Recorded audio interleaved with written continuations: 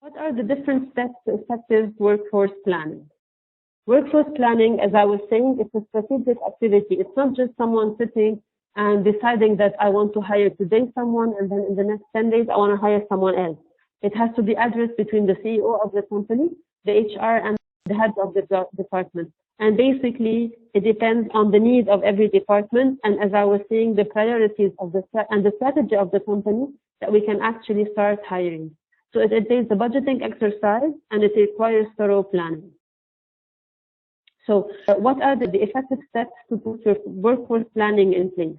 First, you have to review your organization and HR strategy. As I was saying, your HR strategy has to follow your global strategy, which means that whenever, for instance, you set a strategy for yourself in 1 year as a company, or in 5 years, or in 10 years, HR should be able to have enough budget and enough planning to be able to follow that expansion of yours, or at least the strategy that you set for yourself. Research your current skills database. So see what is now on board as skills in your own database, and then you will be able to know from these skills what else you need, what else is missing, etc. Now, what you can also do is knowing that whenever you post actually jobs online or anywhere, okay, so job descriptions to be able to hire, you know that you will get a lot of CVs. So these CVs should actually also constitute a database, even though you're not using them or even though you're not actually hiring the people, but this database will help you actually create a pool of skills that you would want to eventually recruit from anytime you are in need. Assess your supply and demand in skills and talent.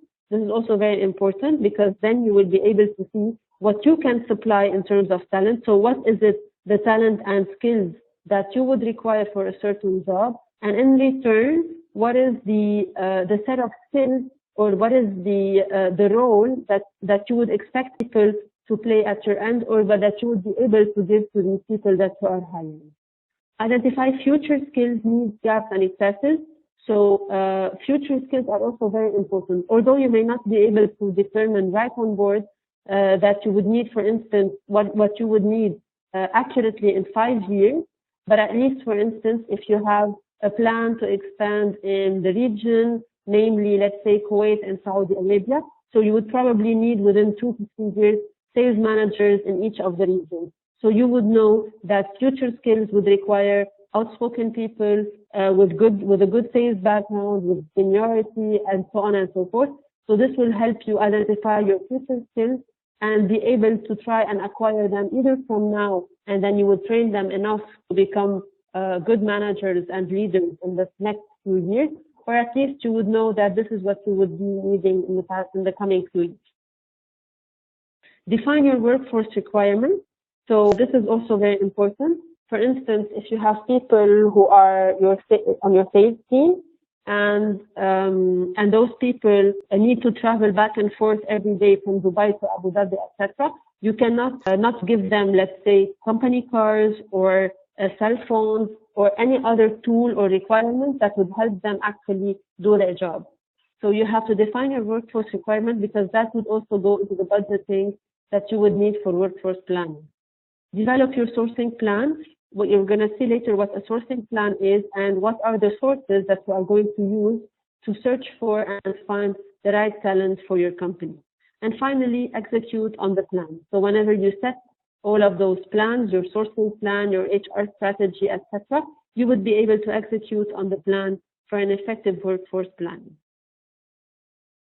Now, the first exercise for tonight is look inside your organization. So as part of workforce planning, you have to assess the current skills within your organization. Whenever you are working on your HR exercise, try to list what are the current skills within your organization. Now, saying the current skills doesn't mean that determining who the persons are, but just say that, okay, we have a good deal of interpersonal skills, we have good analytical skills, etc., etc.